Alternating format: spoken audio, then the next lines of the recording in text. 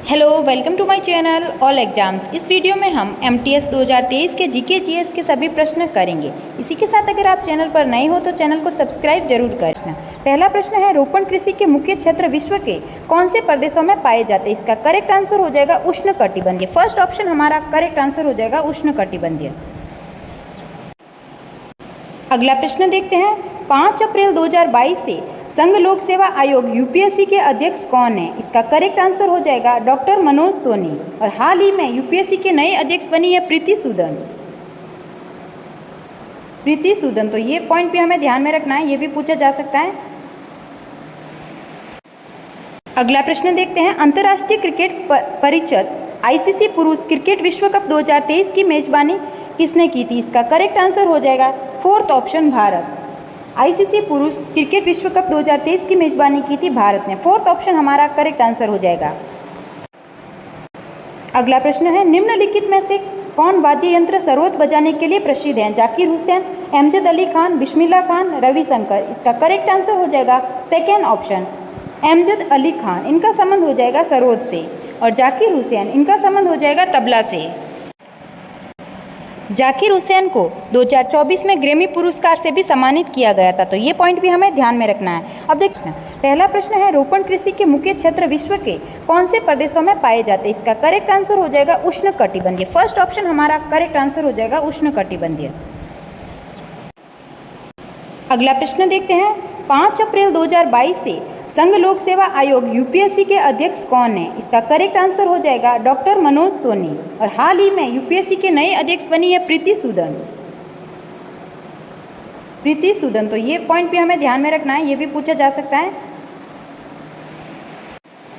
अगला प्रश्न देखते हैं, अंतर्राष्ट्रीय क्रिकेट परिषद आईसीसी पुरुष क्रिकेट विश्व कप 2023 की मेजबानी किसने की थी? इसका करेक्ट आंसर हो जाएगा फोर्थ ऑप्शन भारत। आईसीसी पुरुष क्रिकेट विश्व कप 2023 की मेजबानी की थी भारत ने। फोर्थ ऑप्शन हमारा करेक्ट आंसर हो जाएगा। अगला प्रश्न है, निम्नलिखित में से कौन वाद्य यंत्र सरोद बजाने के लिए प्रसिद्ध है? जाकिर हुसैन, अमजद अली खान, बिस्मिल्लाह खान, रविशंकर। इसका करेक्ट आंसर हो जाएगा सेकेंड ऑप्शन अमजद अली खान। इनका संबंध हो जाएगा सरोद से। और जाकिर हुसैन, इनका संबंध हो जाएगा तबला से। जाकिर हुसैन को 2024 में ग्रैमी पुरस्कार से भी सम्मानित किया गया था, तो ये पॉइंट भी हमें ध्यान में रखना है। अब देखते हैं बिस्मिल्लाह खान। बिस्मिल्लाह खान का संबंध हो जाएगा शहनाई वादक। और बिस्मिल्लाह खान को भारत का सर्वोच्च सम्मान भारत रत्न मिला था 2001 में। और 1980 में पद्म विभूषण से भी सम्मानित किया गया था। अब देखते हैं पंडित रविशंकर। पंडित रविशंकर का संबंध हो जाएगा सितार से। पंडित रविशंकर का संबंध हो जाएगा सितार से, जिन्हें भारत रत्न से सम्मानित किया गया था 1999 में। और पद्म विभूषण से सम्मानित किया गया था 1981 में। तो ये पॉइंट भी हमें ध्यान में रखना है। अगला प्रश्न है, तराइन का प्रथम युद्ध कब लड़ा गया था? तराइन का प्रथम युद्ध लड़ा गया था 1191 में। सेकेंड ऑप्शन हमारा करेक्ट आंसर हो जाएगा। पृथ्वीराज चौहान और मोहम्मद गोरी के बीच में लड़ा गया था, जिसमें पृथ्वीराज चौहान विजेता रहे थे। और दूसरा तराइन का युद्ध हुआ था 1192 में, जिसमें ये भी पृथ्वीराज चौहान और मोहम्मद गोरी के बीच में हुआ। और गोरी हैं जो कि यहाँ पर विजेता रहे थे। और इसका उल्लेख चंद्रबदाई की पृथ्वीराज रासों में किया गया है। अगला प्रश्न देखते हैं, राष्ट्रपति द्रौपदी मुर्मू ने एक वर्चुअल इवेंट के माध्यम से कब तक क्षय रोग को खत्म करने के लिए प्रधानमंत्री टीबी मुक्त भारत अभियान और निश्चय 2.0 पोर्टल लॉन्च किया? इसका करेक्ट आंसर हो जाएगा फर्स्ट ऑप्शन 2025 तक। फर्स्ट ऑप्शन इसका करेक्ट आंसर हो जाएगा। अगला प्रश्न देखते हैं, 2011 की जनगणना के अनुसार भारत में लिंगानुपात कितना है? इसका करेक्ट आंसर हो जाएगा फर्स्ट ऑप्शन प्रति 1000 पुरुषों पर 943 महिलाएं। 943 इसका करेक्ट आंसर हो जाएगा फर्स्ट ऑप्शन। अगला प्रश्न है, सन 1867 में केशव चंद्र सेन ने आत्माराम पांडुराम को में प्रार्थना समाज की स्थापना करने में सहायता की थी। इसका करेक्ट आंसर हो जाएगा फर्स्ट ऑप्शन बॉम्बे में। फर्स्ट ऑप्शन इसका करेक्ट आंसर हो जाएगा। प्रार्थना समाज की स्थापना कब हुई थी? 1867 में। अगला प्रश्न है, निम्नलिखित में से कौन सा बौद्ध विश्वविद्यालय भारत के बिहार में स्थित है? इसका करेक्ट आंसर हो जाएगा फर्स्ट ऑप्शन नालंदा विश्वविद्यालय। फर्स्ट ऑप्शन इसका करेक्ट आंसर हो जाएगा। नालंदा विश्वविद्यालय कुमारगुप्त फर्स्ट के द्वारा बनवाया गया था। अगला प्रश्न देखते हैं, PM street vendors Atmanirbhar Nidhi योजना किस मंत्रालय द्वारा शुरू की गई थी? वाणिज्य मंत्रालय, उपभोक्ता मामले विभाग, वित्त मंत्रालय, आवासन एवं शहरी कार्य मंत्रालय। तो हमारा फोर्थ ऑप्शन करेक्ट आंसर हो जाएगा, आवासन एवं शहरी कार्य मंत्रालय। अगला प्रश्न है, भारतीय संविधान का अनुच्छेद संवैधानिक उपचारों के अधिकार से संबंधित है। संवैधानिक उपचारों के अधिकार से संबंधित हो जाएगा आर्टिकल 32 से 35। सेकेंड ऑप्शन हमारा करेक्ट आंसर हो जाएगा। संवैधानिक उपचारों का अधिकार एक मौलिक अधिकार है और मूल संविधान में मौलिक अधिकार 7 थे, लेकिन वर्तमान में मौलिक अधिकार 6 हैं। संपत्ति के अधिकार को 44वें संविधान संशोधन 1978 से हटाकर उसे एक विधिक अधिकार बना दिया गया है, जो कि अभी आर्टिकल 300A में है, संपत्ति का अधिकार। तो हमारे मूल संविधान में तो 7 मौलिक अधिकार थे और वर्तमान में 6 मौलिक अधिकार है। 6 मौलिक अधिकार कौन कौन से हैं वो भी देख लेते हैं। पहला हो जाएगा समानता का अधिकार, जो कि अनुच्छेद 14 से 18 में है। दूसरा हो जाएगा स्वतंत्रता का अधिकार, जो कि आर्टिकल 19 से 22 तक है, स्वतंत्रता का अधिकार। तीसरा हो जाएगा शोषण के विरुद्ध अधिकार, जो कि आर्टिकल 23 और 24 में है। फिर अगला हो जाएगा धार्मिक स्वतंत्रता का अधिकार, जो कि आर्टिकल 25 से 28 में है। और अगला है शिक्षा एवं संस्कृति का अधिकार, जो कि आर्टिकल 29 और 30 में है। और छठा हो जाएगा संवैधानिक उपचारों का अधिकार, जो कि आर्टिकल 32 से 35 तक है। तो ये सभी पॉइंट हमें ध्यान में रखने हैं। अगला प्रश्न देखते हैं, स्पीसीज पौधों एवं जंतुओं की वह स्पीशीज हैं जो किसी विशेष क्षेत्र में विशिष्ट रूप से पाई जाती है। तो हमारा करेक्ट आंसर हो जाएगा फोर्थ ऑप्शन, विशेष क्षेत्रीय प्रजाति। फोर्थ ऑप्शन हमारा करेक्ट आंसर हो जाएगा। अगला प्रश्न देखते हैं, इंग्लिश ईस्ट इंडिया कंपनी ने वर्ष में बंगाल की दीवानी प्राप्त की थी। तो हमारा करेक्ट आंसर हो जाएगा 1765 में। फोर्थ ऑप्शन हमारा करेक्ट आंसर हो जाएगा। अगला प्रश्न देखते हैं, स्वराज मेरा जन्म सिद्ध अधिकार है और मैं इसे लेकर रहूंगा, ये नारा किसने दिया था? लाला लाजपत राय, बदरुद्दीन तैयबजी, बाल गंगाधर तिलक, बिपिन चंद्र पाल। तो हमारा करेक्ट आंसर हो जाएगा थर्ड ऑप्शन, बाल गंगाधर तिलक के द्वारा ही ये नारा दिया गया था, स्वराज मेरा जन्म सिद्ध अधिकार है और मैं इसे लेकर रहूंगा। अगला प्रश्न देखते हैं, ओडिशा का रज पर्व त्योहार जीवंत सांस्कृतिक परंपरा और कृषि जीवन से संबंधित है। ये किस महीने में 3 दिनों के लिए आयोजित किया जाता है? रज पर्व, जो कि उड़ीसा का एक त्यौहार है, वो जून के महीने में आयोजित किया जाता है 3 दिन के लिए। सेकेंड ऑप्शन हमारा करेक्ट आंसर हो जाएगा जून। इसी के साथ देखते हैं ओडिशा के अन्य त्यौहार, धानु यात्रा, नुआखाई, रज पर्व, बाली यात्रा और कोणार्क महोत्सव, ये सब मनाए जाते हैं ओडिशा राज्य में। अगला प्रश्न है, भारत सरकार द्वारा प्रधानमंत्री उज्ज्वला योजना कब शुरू की गई थी? प्रधानमंत्री उज्ज्वला योजना शुरू की गई थी 2016 में। तो हमारा थर्ड ऑप्शन करेक्ट हो जाएगा 2016।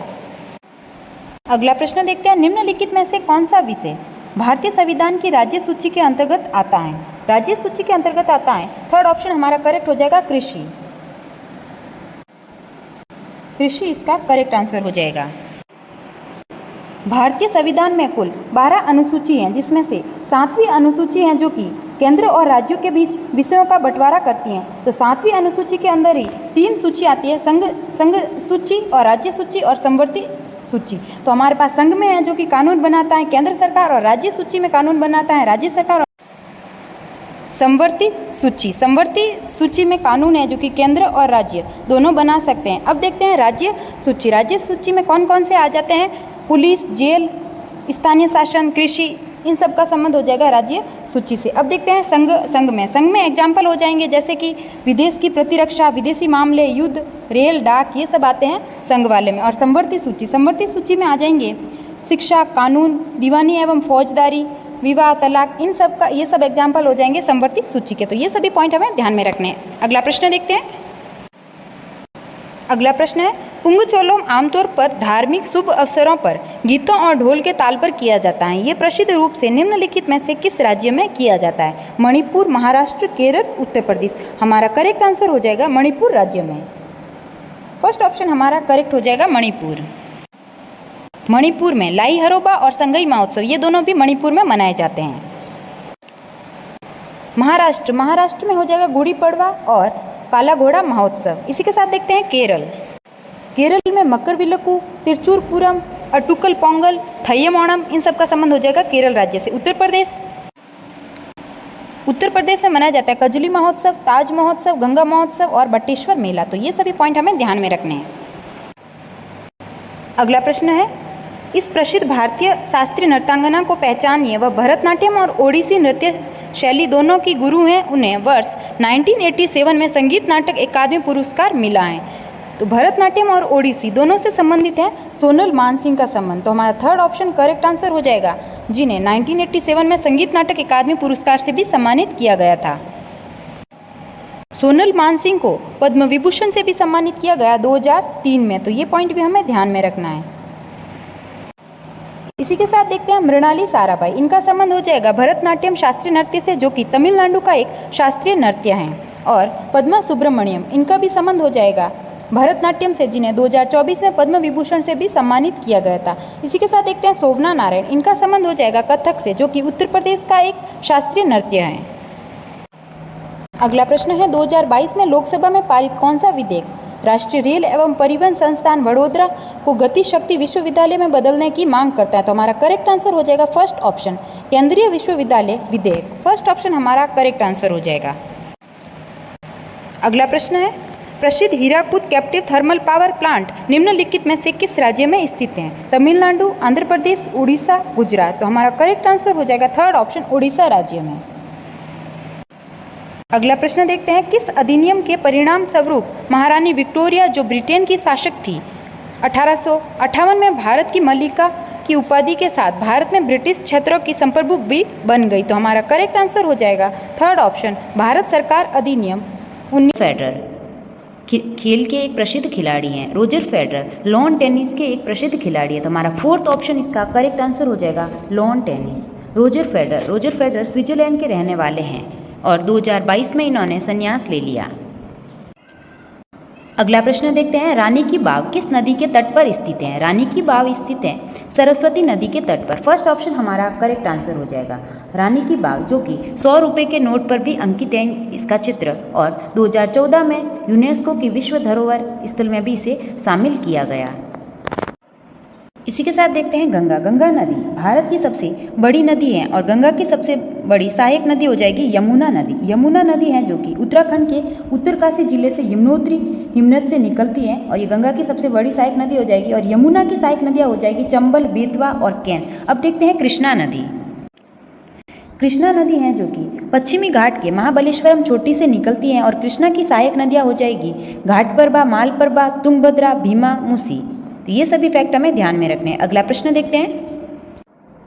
अगला प्रश्न है, निम्नलिखित में से कौन राष्ट्रपति के निर्वाचन में भाग नहीं लेगा? निर्वाचित लोकसभा सदस्य, राज्य विधान परिषद के निर्वाचित सदस्य, राज्य विधानसभाओं के निर्वाचित सदस्य, निर्वाचित राज्यसभा सदस्य। तो हमारा करेक्ट आंसर हो जाएगा सेकेंड ऑप्शन, राज्य विधान परिषद के निर्वाचित सदस्य। ये राष्ट्रपति के निर्वाचन में भाग नहीं लेंगे। अगला प्रश्न देखते हैं, 18वीं शताब्दी की शुरुआत में राजपूत शासक सवाई राजा जय सिंह ने अपनी नई राजधानी की स्थापना की। इसका करेक्ट आंसर हो जाएगा जयपुर। फर्स्ट ऑप्शन हमारा करेक्ट आंसर हो जाएगा। जयपुर को गुलाबी नगरी के नाम से भी जाना जाता है। अगला प्रश्न है, भारतीय संविधान का कौन सा अनुच्छेद राष्ट्रपति द्वारा शपथ की बात करता है? इसका करेक्ट आंसर हो जाएगा अनुच्छेद 60। अनुच्छेद 60 में राष्ट्रपति की शपथ के बारे में है। राष्ट्रपति से संबंधित सभी आर्टिकल देख लेते हैं। आर्टिकल 52 में है भारत का एक राष्ट्रपति होगा। आर्टिकल 53 में कार्यपालिका शक्ति, आर्टिकल 54 में हो जाएगा निर्वाचन मंडल और 55 में निर्वाचन विधि, 56 में कार्यकाल और 57 में री इलेक्शन, 58 में हो जाएगी योग्यताएं और 59 में हो जाएगी शर्तें और 60 में हो जाएगा राष्ट्रपति की शपथ और 61 में हो जाएगा महाभियोग। तो ये सभी पॉइंट हमें ध्यान में रखने हैं। आर्टिकल 72 में हो जाएगा क्षमादान की शक्ति और आर्टिकल 45 में हो जाएगा राज्य में 6 वर्ष से कम उम्र के बच्चों की देखभाल और शिक्षा उपलब्ध करवाने की व्यवस्था। तो ये सभी पॉइंट हमें ध्यान में रखने हैं। अगला प्रश्न है, वर्ष 2011 की जनगणना के अनुसार भारत का दूसरा सबसे बड़ा धार्मिक अल्पसंख्यक समाज कौन सा है? सिख, बौद्ध, मुस्लिम, ईसाई। इसका करेक्ट आंसर हो जाएगा फोर्थ ऑप्शन ईसाई। अगला प्रश्न है, अंडमान द्वीप समूह और निकोबार द्वीप समूह को एक दूसरे से अलग करने वाला जल निकाय कौन सा? इसका करेक्ट आंसर हो जाएगा 10 डिग्री चैनल। फोर्थ ऑप्शन हमारा करेक्ट आंसर हो जाएगा 10 डिग्री चैनल। अगला प्रश्न है, प्रसिद्ध भारतीय संगीतकार उस्ताद अलाउद्दीन खां का संबंध निम्नलिखित में से किस वाद्य यंत्र से है? सितार, संतूर, सरोद, सुरबहार। इसका करेक्ट आंसर हो जाएगा थर्ड ऑप्शन सरोद। उस्ताद अलाउद्दीन खान का संबंध हो जाएगा सरोद से। इसी के साथ देखते हैं सरोद के अन्य वादक हो जाएंगे अलाउद्दीन खान, जिन्हें पद्म विभूषण मिला था 1971 में, तो ये पॉइंट भी हमें ध्यान में रखना है। और अली अकबर खान, बुद्धदेव दास गुप्ता, अमजद अली खान, बहादुर खान, इन सब का संबंध हो जाएगा सरोद से। अब देखते हैं सितार वादक। सितार वादक हो जाएंगे पंडित रविशंकर, जिन्हें 1999 में भारत रत्न से सम्मानित किया गया था, और पद्म विभूषण से 1981 में। पंडित रविशंकर के बारे में भी हमें ध्यान में रखना है। और उमा शंकर मिश्रा, साहिब परवेज, विलायत खान, बुद्धादित्य मुखर्जी, इन सब का संबंध हो जाएगा सितार से। अब देखते हैं संतूर वादक।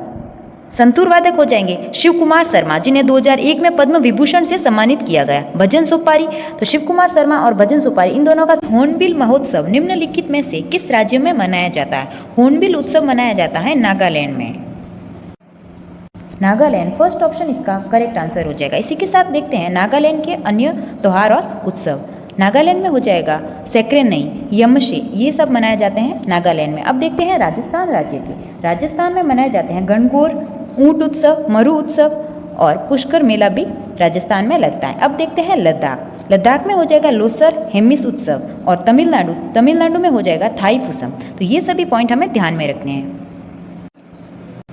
अगला प्रश्न है, वर्ष 1965 में पद्मश्री प्राप्त करने वाली मृणाली साराभाई की एक जानी मानी नर्तकी थी। भरतनाट्यम, कुचिपुड़ी, मणिपुरी, ओडिसी। इसका करेक्ट आंसर हो जाएगा मृणाली साराभाई का संबंध हो जाएगा भरतनाट्यम शास्त्रीय नृत्य से। फर्स्ट ऑप्शन इसका करेक्ट आंसर हो जाएगा भरतनाट्यम शास्त्रीय नृत्य। ये हो जाएगा एक तमिलनाडु का शास्त्रीय नृत्य।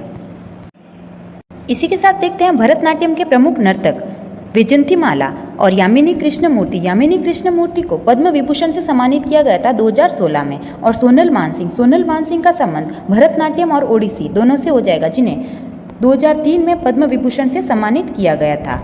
और टी बाला सरस्वती, इनका संबंध भी हो जाएगा भरतनाट्यम से। अब देखते हैं कुचिपुड़ी। कुचिपुड़ी हो जाएगा आंध्र प्रदेश का एक शास्त्रीय नृत्य। और कुचिपुड़ी के प्रसिद्ध नर्तक हो जाएंगे यामिनी कृष्णमूर्ति। यामिनी कृष्णमूर्ति का संबंध भरतनाट्यम और कुचिपुड़ी दोनों से है, जिन्हें 2016 में पद्म विभूषण से सम्मानित किया गया था। राधा रेड्डी, राजा रेड्डी और पद्मा रेड्डी, इन सब का संबंध हो जाएगा कुचिपुड़ी से। अब देखते हैं मणिपुरी शास्त्रीय नृत्य। मणिपुरी शास्त्रीय नृत्य हो जाएगा मणिपुर राज्य का।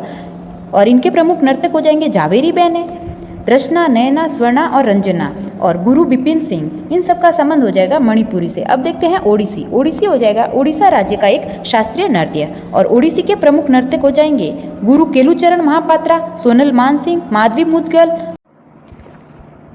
अगला प्रश्न है, भारत में जनसंख्या की गणना सामान्यतः कितने वर्षों के बाद की जाती है? तो इसका करेक्ट आंसर हो जाएगा फर्स्ट ऑप्शन 10 वर्षों के बाद। फर्स्ट ऑप्शन हमारा करेक्ट आंसर हो जाएगा।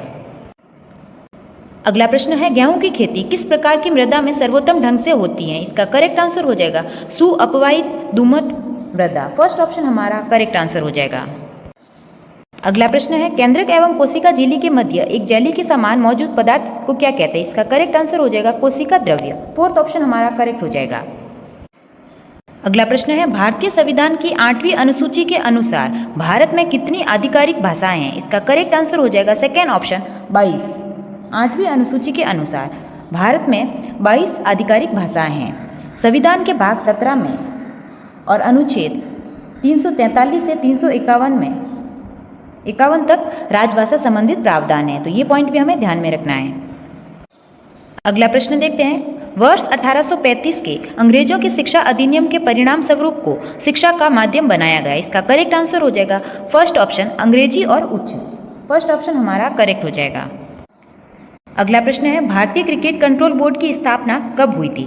भारतीय क्रिकेट कंट्रोल बोर्ड बीसीसीआई की स्थापना हुई थी 1928 में। सेकेंड ऑप्शन हमारा करेक्ट आंसर हो जाएगा 1928। बीसीसीआई का मुख्यालय हो जाएगा मुंबई में और वर्तमान में इसके अध्यक्ष हो जाएंगे रोजर बिन्नी।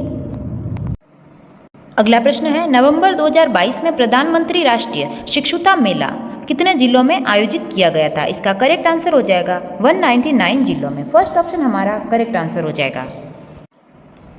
अगला प्रश्न देखते हैं, महाद्वीपीय संहति मुख्य रूप से एवं जैसे खनिजों से बनी है। इसका करेक्ट आंसर हो जाएगा सिलिका और एल्यूमिना। सेकेंड ऑप्शन हमारा करेक्ट आंसर हो जाएगा। अगला प्रश्न है, तत्वबोधिनी सभा की स्थापना देवेंद्रनाथ टैगोर ने किस वर्ष में की थी? 1839 में, 1854 में, 1832 में, 1845 में। तो हमारा करेक्ट आंसर हो जाएगा फर्स्ट ऑप्शन, 1839 में की थी तत्वबोधिनी सभा की स्थापना देवेंद्रनाथ टैगोर ने। फर्स्ट ऑप्शन हमारा करेक्ट हो जाएगा। अगला प्रश्न है, निम्नलिखित में से किस पल्लव शासक के शासनकाल में हैंत्स्यांग ने पल्लवों की राजधानी कांची का भ्रमण किया था? नरसिंह वर्मन प्रथम, नरसिंह वर्मन द्वितीय, महेंद्र वर्मन प्रथम, महेंद्र वर्मन द्वितीय। तो हमारा करेक्ट आंसर हो जाएगा first option, Narsingh Singh Varman first option हमारा करेक्ट आंसर हो जाएगा। इसी के साथ देखते हैं पल्लव वंश। पल्लव वंश के संस्थापक थे सिंह विष्णु और पल्लव वंश की राजधानी थी कांची। और पल्लव वंश के सर्वाधिक शक्तिशाली शासक थे नरसिंह सिंह वर्मन प्रथम और इन्हें वत्तापी कौंड के नाम से भी जाना जाता था। और नरसिंह सिंह वर्मन फर्स्ट ने महाबलीपुरम में रथ मंदिर यानी कि सप्त पैगोडा का भी निर्माण करवाया था। अब देखते हैं नरसिंह वर्मन सेकेंड। इन्होंने महाबलीपुरम के तट मंदिर शोर मंदिर का निर्माण करवाया और कैलाश मंदिर, जिसे राज सिद्धेश्वर मंदिर के नाम से भी जाना जाता है, इसका भी निर्माण करवाया। तो ये सभी पॉइंट भी हमें ध्यान में रखने हैं। ये थे 25 प्रश्न जो कि MTS 2023 के पेपर में पूछे गए थे। आपको वीडियो अच्छा लगा तो लाइक करें और चैनल को सब्सक्राइब करें। Thank you.